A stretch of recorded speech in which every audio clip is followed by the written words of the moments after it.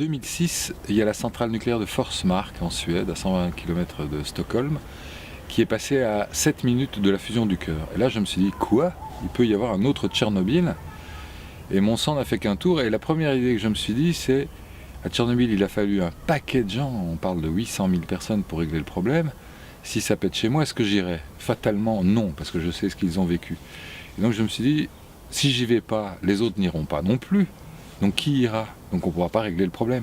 Donc je me suis dit, je suis cinéaste, je suis chimiste nucléaire, il faut que je m'achète mon paradis. Il faut que je m'achète cette autorisation à ne pas y aller. Reboucher le trou en cas d'accident. Et donc j'ai commencé à faire des films pour alerter les gens du fait que ça pouvait être dangereux.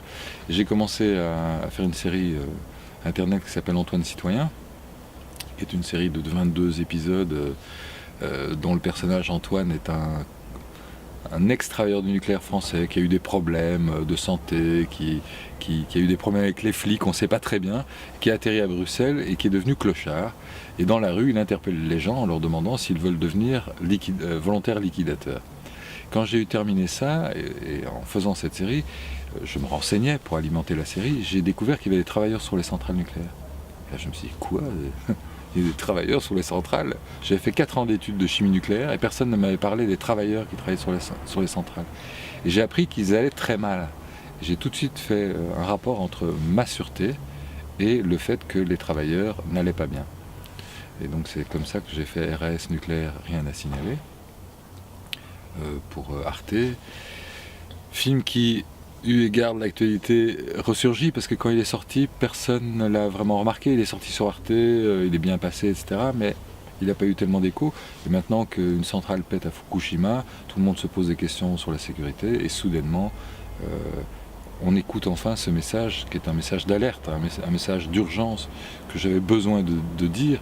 J'avais besoin de donner une visibilité aux gens qui sont dans les centrales. Pour lancer le nucléaire en fait en Belgique, on a dit que le nucléaire, pour qu'il soit porteur, il fallait un risque zéro. Il fallait risque zéro. Ça voulait dire qu'on faisait des entretiens préventifs, on avait un personnel suffisant, on ne sous-traitait pratiquement rien. Depuis que Suez est rentré dans l'actionnariat, il y a eu des économies d'échelle tout azimut. Et on nous a même parlé, je me rappelle de mon directeur qui nous disait mais maintenant on va passer d'un risque zéro à un risque calculé. Je pense qu'ils oublient qu'on travaille dans une société nucléaire et que le risque calculé ne peut pas exister. Et puis, ayant terminé ce film-là, je me suis dit, je veux examiner dans quelle mesure Tchernobyl... je voulais savoir où on était Tchernobyl 25 ans plus tard. Et 25 ans, c'est une génération. Alors je me suis mis à étudier Tchernobyl. J'ai vraiment étudié son histoire. J'ai vu plein de films, lu plein de bouquins, etc. J'étais plusieurs fois à Tchernobyl. Je suis rentré plusieurs fois dans le sarcophage, d'ailleurs. Et en étudiant le sujet, je remarque qu'on va construire un nouveau confinement autour du réacteur. Et que les gens qui vont construire ce nouveau confinement sont les mêmes personnes qui construisent des centrales nucléaires. Alors là, je me suis dit, ça sent mauvais. À mon avis, il y a une opération de communication là derrière. C'était une intuition. Et dans le même temps, je fais mes recherches, et comme je suis un fou du film Stalker de Tarkovsky, je tape Stalker pour aller revoir son film sur Internet, et je tombe sur un jeu d'ordinateur qui se passe dans la zone, où on doit affronter les mutants, on est confronté à la radioactivité, etc.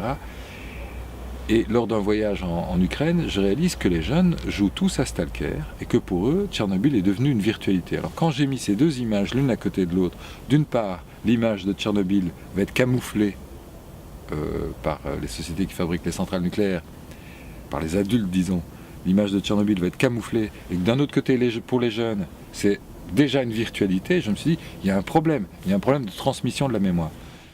Сейчас появилась информация о том, что там возобновились постройка саркофага. Была затронута тема обрезания самого главной трубы. Потому что саркофаг должен уезжать, но эта труба как бы препятствие, надо отрезать, зачем она нужна, собственно. То есть если отрезать трубу, это то же самое, что взять памятник какой-то и отрезать ему голову. То есть туловище останется, а где основное, то есть голова. То есть, и вот все памятники, которые настроили там в Чернобыле, ни для кого они никакой ценности не представляют. Для всех есть это Чернобыль, это труба, это четкое напоминание, все это знают. А Сейчас там начинают, то есть, ну, как бы новый проект, накрытие, да, то есть, и хотят отрезать народ, ну, трубу. И народ что-то не очень этому рад. То есть, как бы, все начинают думать, ну как же, это ж все-таки... Que va-t-on enfouir ici sous une chape d'acier? Les conséquences de la plus grande catastrophe industrielle de tous les temps ou le souvenir de cet événement? Tandis que l'image du réacteur numéro 4 disparaît lentement de la réalité, pour beaucoup de jeunes, l'histoire de Tchernobyl se réduit déjà à une virtualité, un jeu nommé Stalker.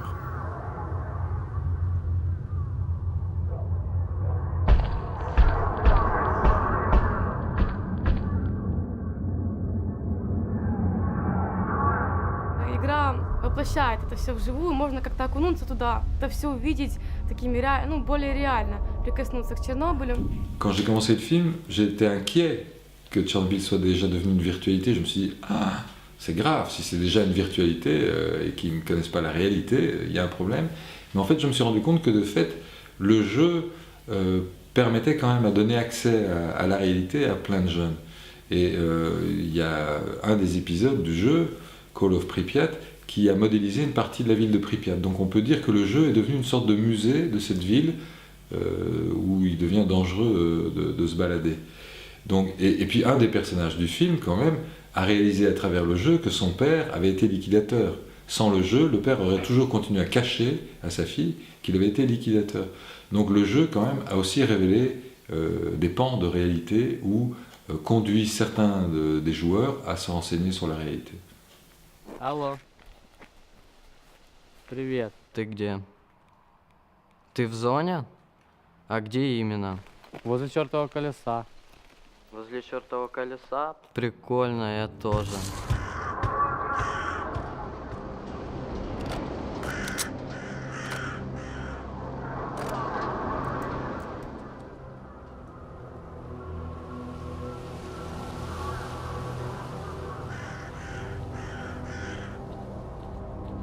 В бункере ученых стоит персонаж, который называется Новиков. Это я, Новиков Александр. Я собирал флешки, делал апгрейды оружия. В реальной жизни моей должностью я отвечаю за ядерную радиационную безопасность Чернобыльской атомной станции. Как бы страшно не было в компьютерной игре, в жизни еще страшнее. Потому что в жизни нет сейвов.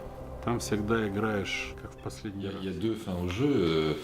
Globalement, il y en a plusieurs, mais deux grandes fins. C'est si on cherche à faire du pognon en jouant dans la zone, et le sarcophage s'écroule, et une autre fin possible est on a un comportement altruiste et la zone se transforme en un magnifique paradis.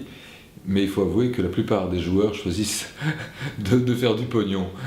Parce que d'abord c'est beaucoup plus rigolo. Et puis je sais pas, comme ils n'ont pas beaucoup de pognon en Ukraine, c'est un réflexe, ils cherchent à faire du pognon.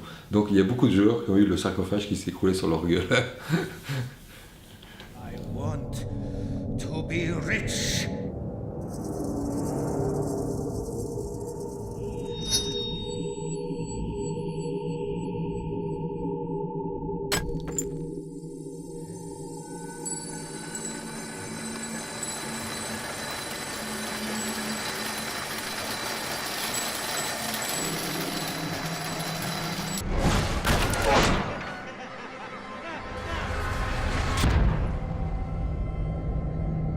Ce film est terminé depuis 10 jours, et depuis 9 jours, il y a une centrale nucléaire qui vient de péter au Japon, et qui, d'un coup, rend complètement inutile tout mon travail, parce que ça fait 5 ans que j'essaye d'alerter sur le fait qu'il faut faire très attention avec les centrales nucléaires, j'essaye d'attirer l'attention sur le peuple ukrainien, et maintenant, fatalement, toute l'attention va sur le peuple japonais, qui en a bien besoin.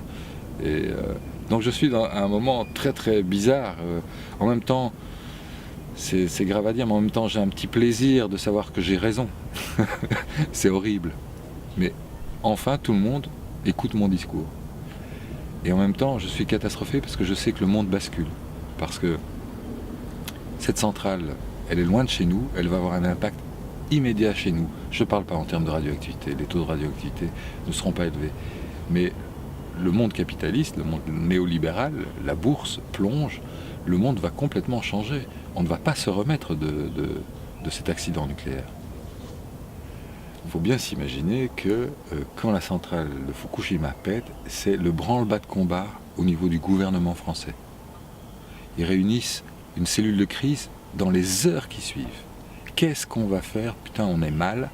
Le nucléaire va de nouveau prendre un coup, nos exportations vont prendre un coup, peut-être que nos populations vont demander de sortir du nucléaire alors qu'on a 80% de nucléaire.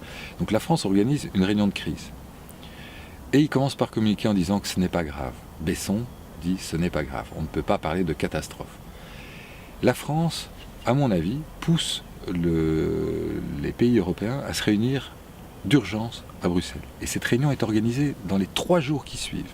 Et que nous disent tous ces ministres européens, des pays européens qui sont réunis? Qu'est-ce qu'ils nous disent? Nous allons faire des tests sismiques sur nos centrales. Attends, moi je rêve. Ok, il y a 2-3 centrales en Europe qui sont sur des points chauds. Mais ils s'intéressent au risque sismique sans considérer qu'à l'intérieur des centrales, il y a des tremblements humains et des risques de tsunamis sociaux. Les ouvriers à l'intérieur des centrales sont tellement peu considérés, sont soumis à de telles pressions qu'il y a un danger. J'assistais à une réunion de syndicalistes à la CGT et un syndicaliste sous-traitant dit à ses responsables et à toute l'Assemblée, si vous comptez organiser une petite manifestation de plus pour dire que ça ne va pas, je peux vous dire que les gars, ils vont pas suivre. Parce que pour l'instant, les gars, ils parlent d'attaquer la machine. À Fukushima, pour le moment, ils sont face à un dilemme. Il y a le réacteur numéro 3 qui monte en pression, là aujourd'hui, fin mars. Il monte en pression, mais en même temps, il y a les vents qui soufflent vers la Terre. S'ils libèrent la pression du réacteur, ils vont contaminer 500 000 personnes. Ils attendent que le vent ressouffle vers la mer pour libérer la pression. Mais s'ils le font trop tard, le réacteur explose. Donc ils sont face à un dilemme et pour l'instant ils attendent. Et ça pose la question de l'évacuation des populations. À 3 Mile Island, il a fallu 48 heures avant qu'ils se décident à dire qu'il y avait un problème et à évacuer les gens. Moi j'imagine ici la situation, là on est à Bruxelles, mais j'imagine plutôt la situation à Anvers. La centrale de Doel est au milieu du port d'Anvers, 2e port mondial, à côté de la pétrochimie. Et si un agent de radioprotection téléphone au ministre de l'Intérieur pour dire on a un problème, je ne suis pas sûr que le ministre de l'Intérieur va évacuer 700 000 personnes. Il sait que ça va être un chaos terrible. Donc il va tergiverser, il va attendre. C'est impossible d'évacuer. Et pour l'instant, à Tokyo, la radioactivité augmente, surtout si le vent va souffler en direction des terres. Et on dit que tout va bien. Et ils sont obligés de dire que tout va bien parce qu'il y a 38 millions de personnes. Comment évacuer 38 millions de tokoïdes? Impossible. Impossible. Ces gens vont en baver. Et le problème, c'est qu'il va y avoir un problème d'approvisionnement d'eau et de nourriture à Tokyo. Parce que la nourriture venait des terres du Nord, qui sont actuellement déjà contaminées. Je suis extrêmement inquiet pour eux.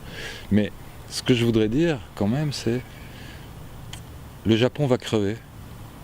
Le monde va basculer, mais le Japon, c'est un peuple remarquable. Les Japonais vont nous montrer comment vivre dans le futur. Ils vont réinventer un type de société. Parce qu'ils ont compris qu'il ne faut pas trop s'attacher aux choses. Il suffit d'un petit tremblement de la terre et un tsunami pour qu'on perde tout. Et l'atome va les obliger à trouver de nouvelles solidarités entre eux. Il y a le nord du Japon qui est occupé à migrer au sud du Japon. Le Japon était déjà un pays surpeuplé. Le sud du Japon accueille le nord du Japon. Ils sont obligés de retrouver des nouvelles façons de fonctionner ensemble. Des façons nouvelles qui vont nous montrer un nouveau mode de vie et une nouvelle société. J'en suis persuadé. Parce que toute merde apporte avec elle quelque chose.